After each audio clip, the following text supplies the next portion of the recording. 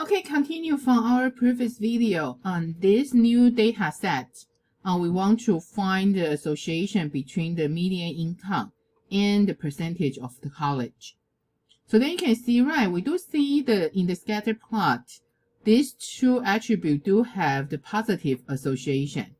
So we can very obviously to see maybe they will fill in a line like this.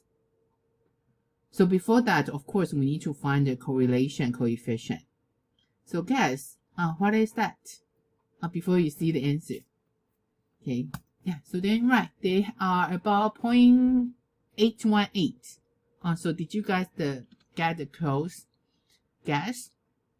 Okay, so then, right, so since we know the correlation coefficient R, so then, of course, we can find the average for the both attribute and the standard deviation for the both attribute.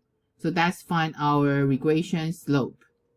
So the regression line slope and intercept, we can code these two functions to get that. So you can see here, the slope we get is about 1,270.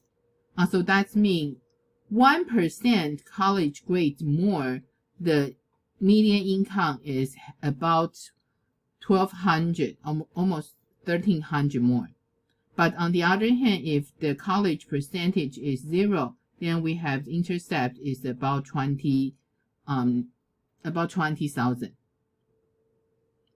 Okay, so one thing is, even here we have the regression line, right? So let's plot the regression line first. Okay, so then we get our regression line to put in the scatter plot.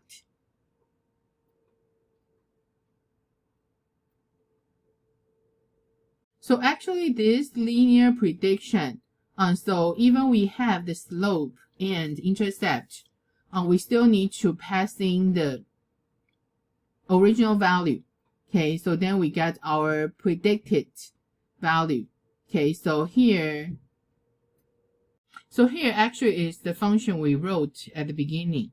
So you pass in the table name, and here is our x. So then what we get is we plug into the slope we have. So then we get the predicted, the median income value. So that's why we have the predicted column. So this array we get for all the data we already have the college percentage. We find the predicted median income. So that's we call in this column, we call the linear prediction. So that's we will have this line display here. So that's why you can see, even we say we do have one line fitting here, but if you only see specific percentage, for example, if we have about 40% the college grade percentage, but you can see here is the prediction value. But then the real value, they do have the difference there, right? So that's why here, that's we call the error in estimation. Even we do have our estimation data, but compared to the actual data, what is the difference? Okay, so that's we call the errors. So this error we can do is, right, we're using the actual value to minus the predicted value. Of course, the actual value is our Y median income. So then we're using the actual value to minus the predicted value. Also, here is our predicted column. Okay, so then we have our error column. Of course, that's add into our original table. So that's why you can see here, the arrows, sometimes they are negative. So that means you overestimate the median income. So sometimes they are positive. So that means you are underestimate the median income. So we have all the data, we have the predict value and our error. If we try to find the average for all the error, you guess what we get? Yeah, of course, if we find the average, they're kind of like 0, right? You can see this number actually is e to the negative 13 power. They're almost like 0. remember before we talked about the average, okay? Because this arrow we're using the actual data, actual value minus prediction. So they have positive, they have negative. So when you try to add them together, find the average, they are actually kind of cancel out each other. Okay, so that's why when we see the arrows, they have positive and negative. It's better we just not add them together. Instead, we should square them, or we say the absolute value. Okay, but in here, this example, we call the least square. We're using the each arrow that's square then become positive. So then we find the average. Then since we square earlier, then we take the square root again, so we can get our unit back to the dollar sign. Because the median income is dollar, so the arrow is dollar. So when we want to find the average value to represent this arrow, we need then to back to the same unit as well. So after we find that actually this arrow not too small, right? Actually the arrow kind of almost 10,000. Yeah, the reason is what? Because you can see they do have big difference because this correlation coefficient, even they are 0.8, but they still sketch around that linear regression line. Okay, so in order to help you to see more clear about the arrow, we have one function we defined earlier that we call the demographic arrow. So in this function, you just passing your slope and the intercept. So then they will have the regression line and show you few of that arrow came from. So that's why you can see here, that's the arrow. Okay. So those arrow is the difference between the actual value and the prediction.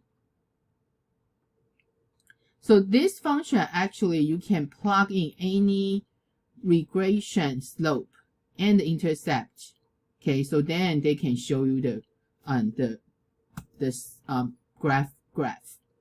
So this one is, so since earlier our slope originally is about 1,300 and slope is 20,000. So then we just make a very similar, but not exact, our regression line. You see here we make the slope a little higher. Okay, so then the intercept almost the same. Okay, but you can see here this line kind of move above a little bit. And then this picture also show you what the arrow came from. Okay, so the same thing, you can just play around the regression line you want. So this regression line definitely you know is not a good fit for that. But then you can also see, right, they do have even bigger arrow. Okay, so we know even this regression line you try to use, they have much bigger arrow. But those arrow, how we make a value to represent that. Okay, so this one actually we call is the root mean square arrow. It's earlier we get from here. So remember earlier we tried to find an average data to represent our arrow. So we square each arrow. Okay, we find the average. So that's the mean of the square, arrow square. Then we take the square root. So this one is we call root of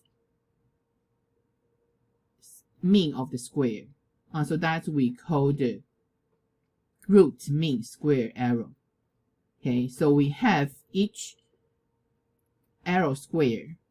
Then we add together, find the mean. Then we take the square root out. So this number, according to earlier, the data we have, right? We do have one regression line earlier. Even the rmse is about 10,000. But we see other line we try to use. So you can see earlier this one is totally not fit very well. But also you can see the rmse is much higher, that about 30,000. Okay, so this one is we try to have similar intercept. Then we make the slope a little higher. Okay, so then you can see, right, actually they do have a higher root mean square error as well. Remember earlier, our is under 10,000.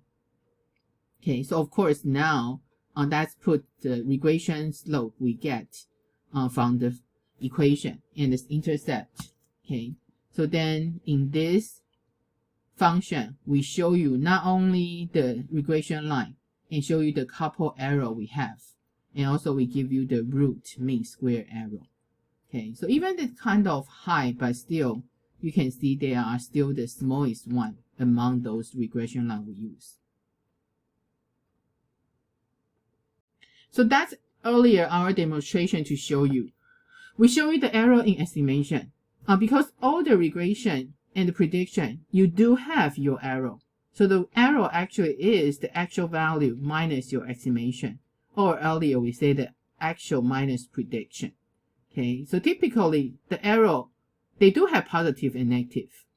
So when we really want to have one value to represent all the error, we don't want to just add them together because those positive and negative value will cancel out each other.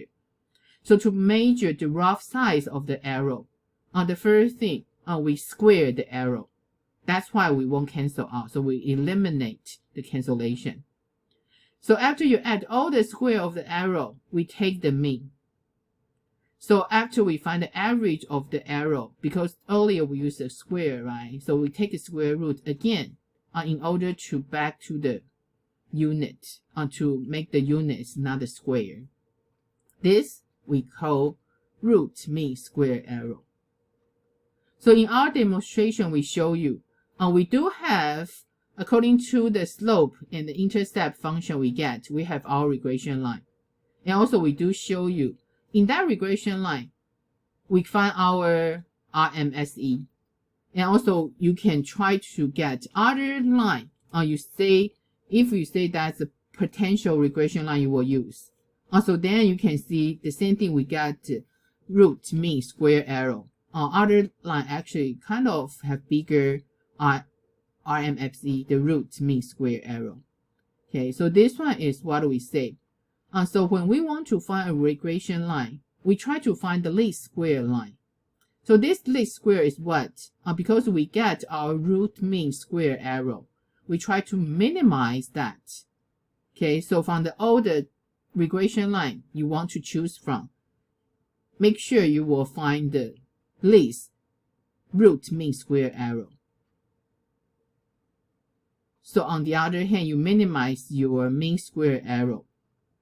In that, you find the best line to fit. So that's least square line. You can say that's the best fit line or least square line, or that's the regression line we're looking for. So for this one, we will continue to talk about in the next module. Okay, so here we cover in lecture 31, we finish our module 11. So don't forget, you have your project 2 you need to work on. And also this week, we still have your homework assignment. So make sure you work on your homework assignment and discuss with your classmates. Join the office hour if you can. So then make sure you submit your homework assignment on time. So then I will see you in the next module.